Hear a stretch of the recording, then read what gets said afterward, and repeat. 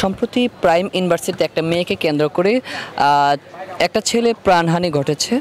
ওই মেয়ের ফ্রেন্ডসরা মিলে তাকে হত্যা করেছে। তবে একটা ছেলে যদি একটা মেয়েকে দেখে হাসি দেয়, এই জন্য কি তার মৃত্যুবরণ করতে হবে? না, আমার যতদূর আমি মানে ফেসবুকে ঘটনাটা পড়ছি, আমার কাছে মনে হয়েছে যে মানে এটা সম্পূর্ণ একটা ভুল বোঝাবুঝি।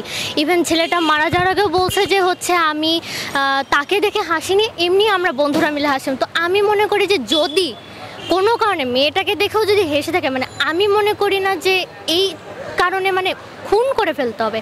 হ্যাঁ, আমার দিকে তাকায় একটা ছেলে কিংবা একটা মেয়ে হয়তো আমাকে বুলি করার জন্য হাসলো যে কি পরে আসছে এরকম, তার মানে এই না যে হচ্ছে আমি তাকে খুনই করে ফেলবো। মানে আমার কাছে মনে হয়েছে যে এটা সম্পূর্ণ মানে একটু বাড়াবাড়ি হয়ে গেছে। মানে এই ঘটনাকে কেন্দ্র করে মানে তার বয়ফ্রেন্ডকে বলে এনে খুন করে ফেলা, এটা আমার কাছে খুবই মানে প্যাথেটিক জিনিসটা মনে হয়েছে।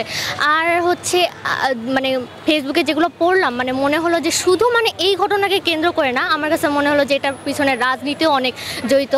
তো মানে যে ঘটনা তো ঘটেই গেছে, যেহেতু আমাদের আইন শৃঙ্খলা এখন মানে খুবই নাজুক পরিস্থিতি আছে, তো আমরা মনে করতেছি যে এটার হয়তো মানে আরও ভালো দিকে হয়তো যাবে।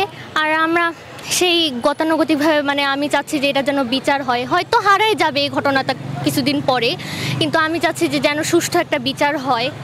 এটাই সরকারের কাছে আমি এটাই আশা রাখতেছি। আর এরকম ঘটনা যেন না হয়। এই দেশে আপনি কতটুকু নিরাপদ আছেন, আপনি মন থেকে বলেন?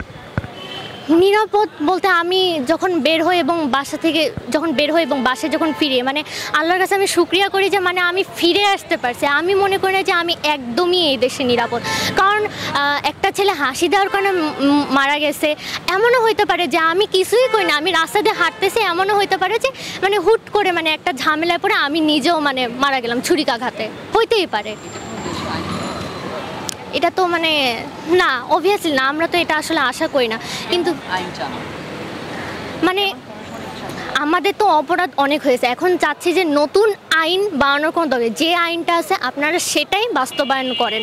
ঠিক আছে, একটা দৃষ্টান্তমূলক সাথে যেটা হোক, রেপ হোক, খুন, মানে একটা দৃষ্টান্তমূলক শাস্তির আওতায় আনেন, মানে পরে যে করতে যাবে অপরাধটা সে যেন অন্তত 10 বার ভাবে, এরকম। ফাইনালি আপনি দেশবাসীর উদ্দেশ্যে কি বলবেন? দেশবাসীর উদ্দেশ্যে আমরা আরেকটু মানে আরেকজনের প্রতি একটু সহনশীল হই, নিজেরা একটু সাবধানে থাকি, এই কারণ দিনকাল আসলেই খারাপ।